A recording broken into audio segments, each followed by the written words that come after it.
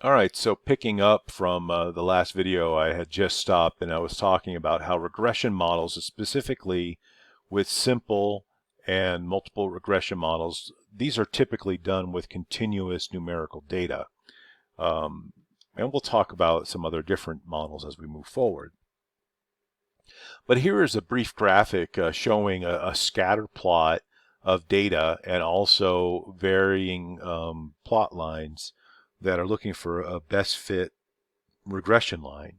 Now, what happens in a regression model is that each one of these data points is evaluated looking at the difference between that line and that data set. So and this is represented as a certain degree of error, right? That is here. And when that line is plotted, regression models evaluate the sum of all of those error values. And the goal of a regression line is to make the sum of those error values to be as little as possible or minimized. And then as a result, what happens is that based on the regression modeling, a line is created that creates the least amount of error. And if you take a look at the measurement from a data point and that particular line with respect to other lines that are available, this regression line represents a best fit line with the least amount of error that is represented from the data. So here are examples that I was referring to earlier, that a simple linear regression is basically going to have an output variable and one input variable. And a lot of times with regression models, they'll look at a constant variable, which is represented by a beta 0 variable. And a multiple linear regression model is going to have more than one input, and it could be, notice here we have an n, so it could be up to 100 inputs, and that will give us one output. And the beta coefficients, of course, go along with each of the inputs, and these beta coefficients have some values and some meaning when we look at our linear regression lines. Now, there is a process for being able to develop a model. You know, we start with our data set. We do some scatter plotting and some correlations, make sure things are working to our best fit. We go ahead and fit the model to some estimated parameters. We evaluate our assumptions, and then we go ahead and run our model.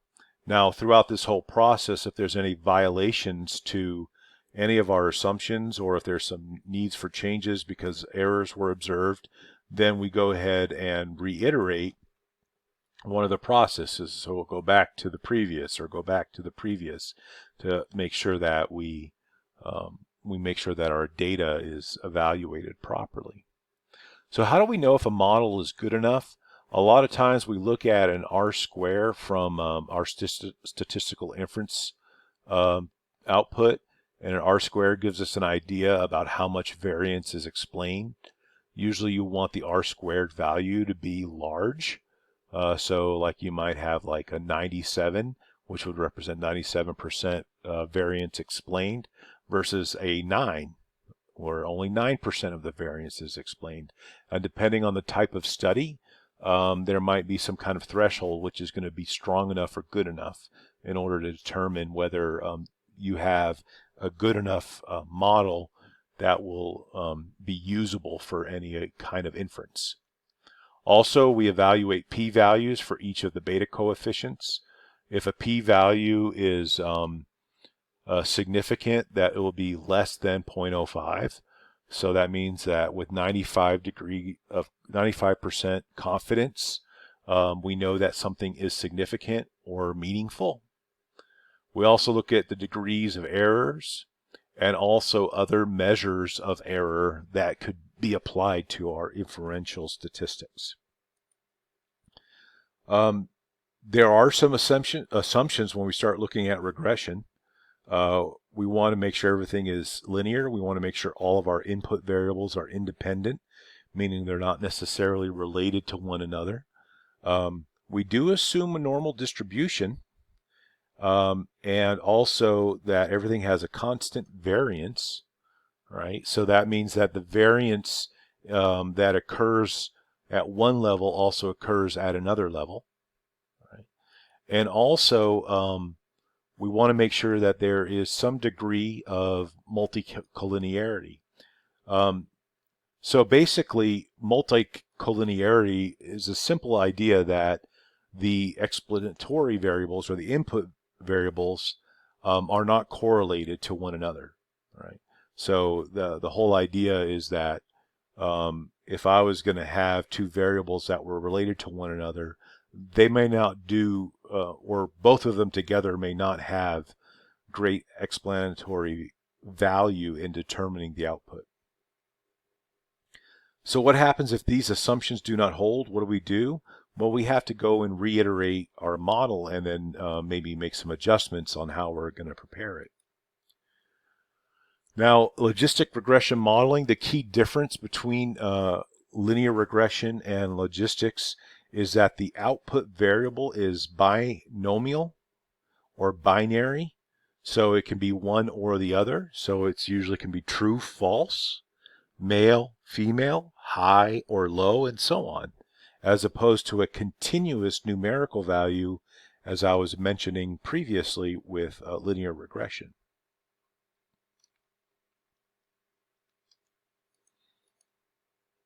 So a lot of times a logistic regression will result in something curved of this nature, where we're going to look at some type of prediction where values in this level might indicate the true scenario or the true condition, and those that fall in this area of our curve may represent the false condition.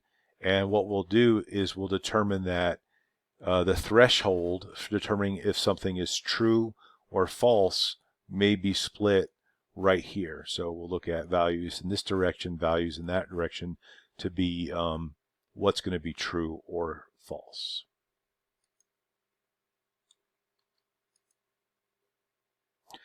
As I mentioned before, time series forecasting occurs over time. Here are some examples of sales data that occurred over several years.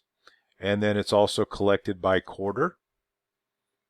And with time series forecasting, it takes into account not only the linear direction of the data, but also it takes into account what might be cyclical occurrences or patterns in that data.